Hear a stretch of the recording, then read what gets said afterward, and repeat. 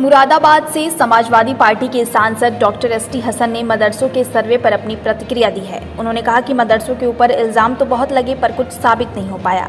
उनमें दीनी तालीम और इस्लामिक तालीम दी जाती है, लेकिन कोई ये साबित नहीं कर पाया कि मदरसों में कोई आतंकी गतिविधियों में शामिल रहा हो।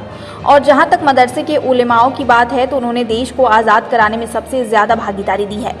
सभी मदरसों का सर्वे हो, लेकिन उसमें कोई गलत सोच ना हो, साफ मन से सर्वे होना चाहिए। अगर मदरसों को एड देने के लिए किया जा रहा है तो ठीक है। वहीं असम में मदरसों पर हो रही बुलडोजर कार्रवाई पर भी सपा सांसद ने अपनी प्रतिक्रिया देते हुए कहा कि अगर अपराध मदरसे में रहने वालों ने किया है तो कार्रवाई उन लोगों पर होनी चाहिए थी।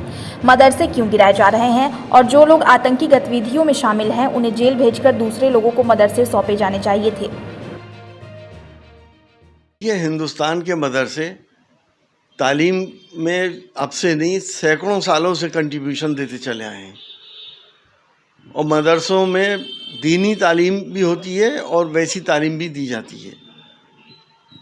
इस्लामिक स्टडीज़ भी कराई जाती हैं।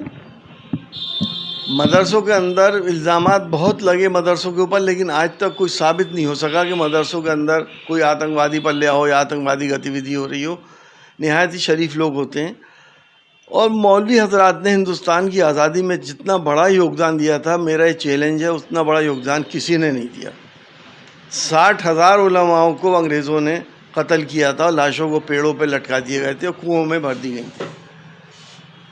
उन जिन मदरसे वालों ने ये अपने कुर्बानियाँ दी थी इस देश के लिए दी थी, मदरसों का सर्वे हो लेकिन उसमें कोई मैलिफाइड इंटेंशन नहीं होनी चाहिए, नीयत साफ़ होनी चाहिए। मदरसों को एड देने के लिए ये सर्वे अगर करा जा रहा है तो एड दें। हालात इस जगह के ऊपर है। मैंने पार्लियामेंट में 2 बार इस बात को उठाया कि 50 महीने से मदरसों के टीचर्स को, जो आधुनिक मदरसे हैं उनकी टीचर्स को तनख्वाहें नहीं दी गई हैं।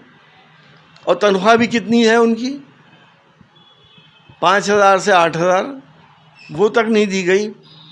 तो हम तो ये डिमांड करते हैं उत्तर प्रदेश सरकार से कि अगर आप सर्वे करा रहे हैं तो सर्वे के बाद इन मदरसों को रिकॉग्निशन के बाद इनको एड भी दी जाए और यहाँ पे अच्छी तालीम का भी इंतज़ाम होना चाहिए और इस्लामिक तालीम में कोई भी रुकावट नहीं आनी चाहिए।